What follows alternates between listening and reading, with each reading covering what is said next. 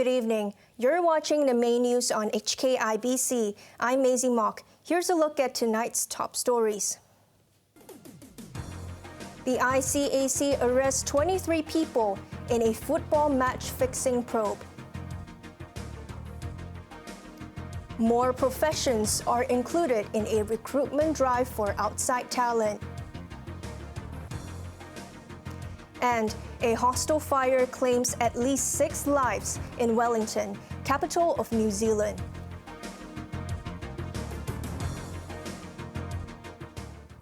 The coach and 11 footballers from former champions Happy Valley have been arrested for alleged match fixing. 11 other people were also detained by the ICAC in its biggest match rigging crackdown in recent years. The ICAC has arrested 23 people, including a coach and 11 footballers, on suspicion of match fixing last season. The players were from Happy Valley, the former Hong Kong champions, now languishing in the city's second-tier First Division. They lost or drew 18 of their 26 matches to finish 10th in the league. Principal investigator Kate Chuk said the Graph Busters first targeted certain players, but then found that half the team was involved in rigging matches. Apart from the Happy Valley coach and players, the ICAC arrested 10 other men and a woman who are alleged to be key members and the leader of a bookmaking syndicate. The alleged bookmakers placed bets on an illegal gambling website on behalf of other people. Each footballer reportedly received up to $10,000 per match by manipulating the game or placing bets. Chief Investigator Ellen Learn alleged that syndicate members, the coach, and players discussed their strategy before the game started. During the match, they would signal each other through various actions, such as pulling up their socks or covering their head with a hoodie. The footballers were rewarded on their ability to manipulate a match. The government is determined to attract more professionals to Hong Kong by expanding the talent list, but some lawmakers are not enthusiastic. Janice Low reports. Currently, 13 professions are on the government's talent hunt list, but today it added another 38. Expanding the talent list is part and parcel of an effort to attract talents to Hong Kong. It's a follow-up to the work plan set out by the chief executive last October. Most of the newly added professions are in the healthcare and construction sectors. Sun said expanding the list will not affect the requirement for practicing and obtaining registration in Hong Kong. The chairman of the Federation of Hong Kong and Kowloon Labour Unions asked whether the government consulted various industries to get a better picture of manpower shortage issues. And in some industry, in fact, the labor shortage situation is not so serious. So where we are, that is difficult for the government to make a balance between importation of professional and talents and local labor employment priority.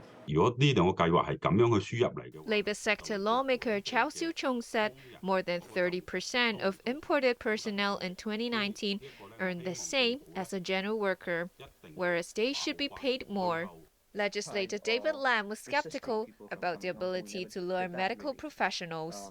So what we are actually doing today is to give them a label that, hey guys, you are talent. So what? I do not see a big attraction by just labeling people as talents. He added that the medical sector has always opened its doors to healthcare workers from outside Hong Kong. Janice Low, HKIBC. 26 people were injured when a coach flipped to its side in Tsuen Wan shortly before 6 p.m. Dashcam footage circulating online showed the coach going airborne after mounting the central divider at Texaco Road flyover. It flipped to its side before grinding to a halt about 30 meters away. Most of the 25 passengers suffered minor injuries, while the driver was said to be in a coma when medics arrived. The northbound lane on the busy carriageway remained sealed off for hours, causing traffic chaos.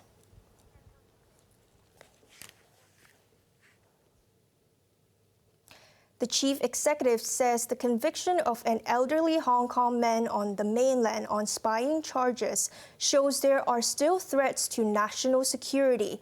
But John Lee stopped short of giving details of the case. Janice Low reports. Meeting the press this morning, Chief Executive John Lee sidestepped questions on the life sentence imposed yesterday by a court in Suzhou on a Hong Kong man convicted of espionage. 78-year-old John Leung, who held a U.S. passport, was arrested 2 years ago, but the case only came to light yesterday. Any person who is arrested by the law enforcement agencies in mainland China, there is a reporting mechanism for such arrest to be related to the Hong Kong authorities. This has been working well. Lee said the mechanism allows family members of those arrested to be informed, and the SAR government would offer assistance on request. The chief executive said Leung's conviction showed that national security threats still exist. Turning to his first interactive question and answer session with lawmakers on Thursday, Lee said there will be 2 parts, an arrangement that has been endorsed by LegCo President Andrew Leung. The focus will be on China's 20th National Congress, with discussions in the first half centered on safety and stability, followed by development and well-being. The chief executive will take questions and seek suggestions for policies. Lawmakers can also express their opinions on other issues. Lee said he hoped the revamped question and answer sessions will help to build a better Hong Kong. Janice Low, HKIBC. Overseas, at least 6 people have been killed in a fire that engulfed a hostel in the New Zealand capital of Wellington. At this stage, the fire is unexplained, and police have brought in specialist investigators, investigative teams from around the country to support the Wellington district and the Wellington city to resolve this. There are fears that the death toll could rise as a number of people are still unaccounted for. A clearer picture is expected to emerge tomorrow when police will be able to enter the 4-story building. Officers have been told to stay away today because of safety concerns. There have been calls for the suspension of Israel from the United Nations unless it fulfills all relevant resolutions on Palestine. Palestinians deserve a life of justice and dignity and the realization of their right to self-determination and independence. The UN position is clear. The occupation must end. We want to see an independent state of Palestine living side by side with Israel in peace and security, with Jerusalem as the capital of both states. Palestinian President Mahmoud Abbas said Israel has not implemented any of the 1,000 resolutions approved by the world body. His remarks came as the UN, for the first time, marked the Nakba, when hundreds of thousands of Palestinians were expelled from their homes after the creation of Israel in 1948. Abbas blamed Britain and the United States for the expulsion and the ongoing suffering of the Palestinians. Palestinians today are more determined than any time before to achieve freedom, to end the system of occupation and apartheid, to achieve a situation where Palestinian refugees will finally be allowed to come back home to their villages and cities from where they were displaced. Across the occupied West Bank and the Gaza Strip, Palestinians observed the 75th anniversary of what they call Nakba, which is Arabic for catastrophe. More than 700,000 Palestinians were deprived of their homes. They are demanding the right to return to their original towns and villages, many of which have been demolished by Israel.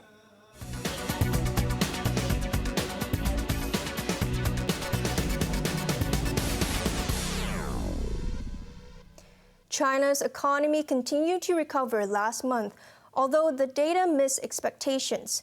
Weak domestic spending and a record unemployment rate for young people also triggered concern. Raymond Yang reports. China's economy is picking up 4 months since it reopened its doors to the world, but not at the pace the market had expected.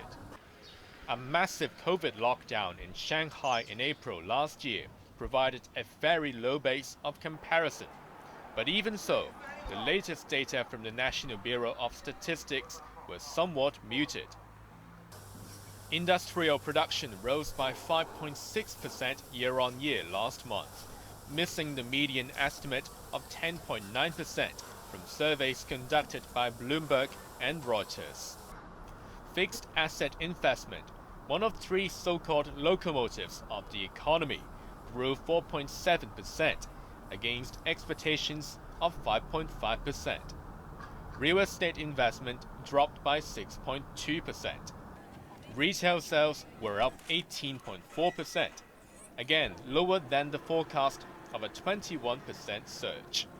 Sales of vehicles were up 38% and 44.7% for gold, silver, and jewelry. Restaurant receipts jumped 43.8%. Exports were up 16.8% after supply chains were severely disrupted this time last year. But in a sign of weak spending, imports dipped 0.8%. The Bureau nevertheless hailed the April figures, saying they sustained the good momentum for recovery. It added employment remained stable, even though more than 1 in 5 people aged 16 to 24 are now out of a job, a record high. Raymond Yang, HKIBC. Chinese search engine operator Baidu has posted better than expected results for the first quarter. Revenue at 31.1 billion yuan was up 10% from last year, beating estimates of around 30 billion yuan. Net income stood at 5.8 billion yuan, reversing an 885 million yuan deficit last year.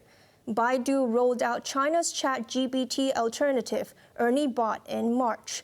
Chief Executive Robin Li confirmed the company will invest heavily on artificial intelligence. 2 other tech giants, Alibaba and Tencent, will release their results this week. Now let's take a look at the markets. The Hang Seng Index ended the day up by 7 points. To the top 10 active stocks, Tencent was up $3.80. Alibaba was up 30 cents, while JD.com was up $5.70. China Mobile was down 45 cents. AIA was down 90 cents. To the forex trading against the Hong Kong dollar, euro is at 8.53. Pound sterling is at 9.81. Australian dollar is at 5.23. And finally, the London FTSE is currently up 3 points. Something's been cooking in a Nigerian restaurant, setting a new culinary record.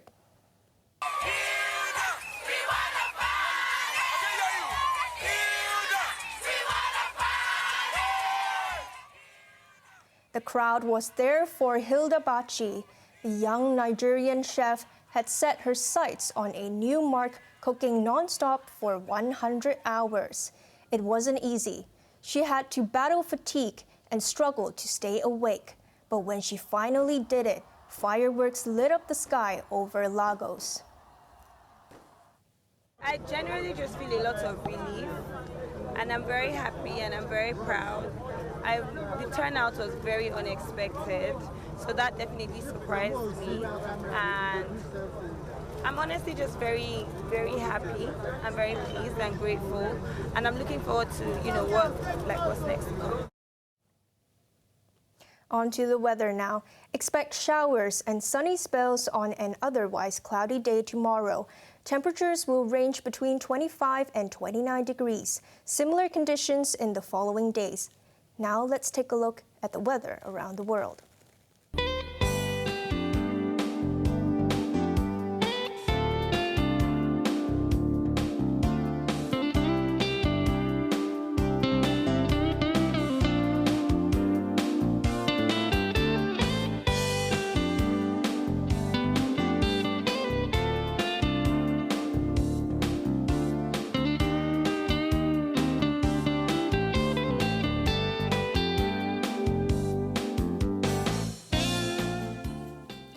That's our main news for Tuesday night. Join us for more news at 11. I'm Maisy Mok. Good night.